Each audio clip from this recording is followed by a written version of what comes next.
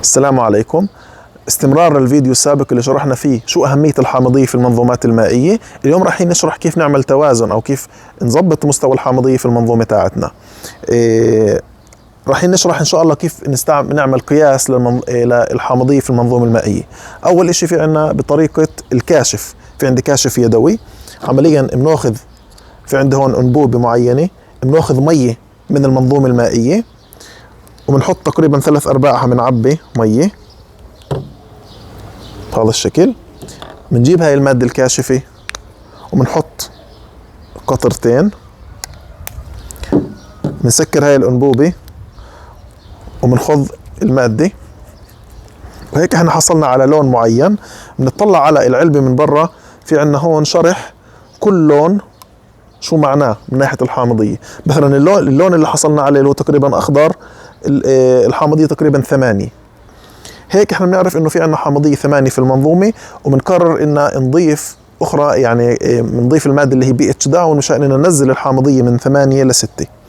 الطريقة الثانية اللي هي دقيقة اكثر، ان نيجي نستعمل المقياس الرقمي المهني. احنا في عدة شركات، احنا بنقترح عليكم تستعملوا شركة HM Digital لانها المنتجات تاعتها جدا ممتازة.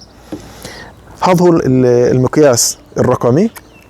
عمليا القياس من هون بنعمله، بنحط هذا المقياس داخل المية، بنشغل على زر باور، بنخليه حوالي نصف دقيقة وبنطلع على الرقم. في عندي هون تقريبا حوالي 8.5. فهاي هي الطريقة لقياس الحامضية. هذا الجهاز بيجي معه كيسين. أول كيس اللي هو هدفه اسمه ستورج pH electrode storage solution. هاي المادة بنفتح هذا الكيس وبنحط المادة هون داخل هاي القطنة، هدفها انها تحافظ على عمل سليم للجهاز. المادة الثانية الكيس هذا pH يساوي 7، هذا هدفه ان بعد فترة مشان ان يكون عمل الجهاز دقيق.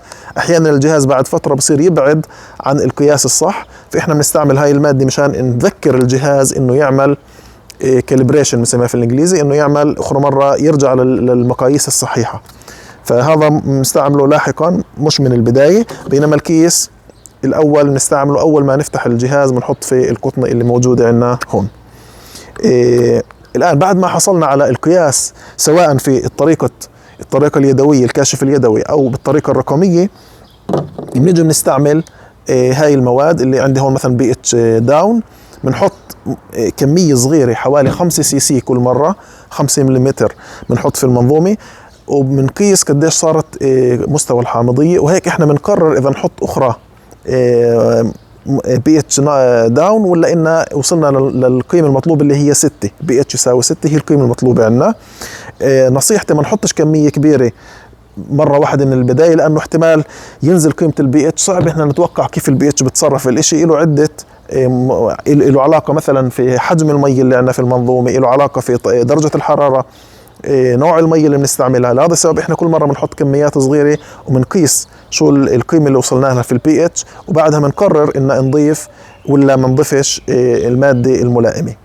فهاي شرح يعني مختصر. طبعا اذا احنا وصلنا قريب للPH 6، فبهي الحاله بنبطل نضيف 5 cc، بنصير نضيف كميه اصغر شوي 3 أو 1 cc، وكل مره بنضيف الماده وبنقيس على اساس ان نعرف، على اساس انه نوصل القيمه الPH ليساوي 6.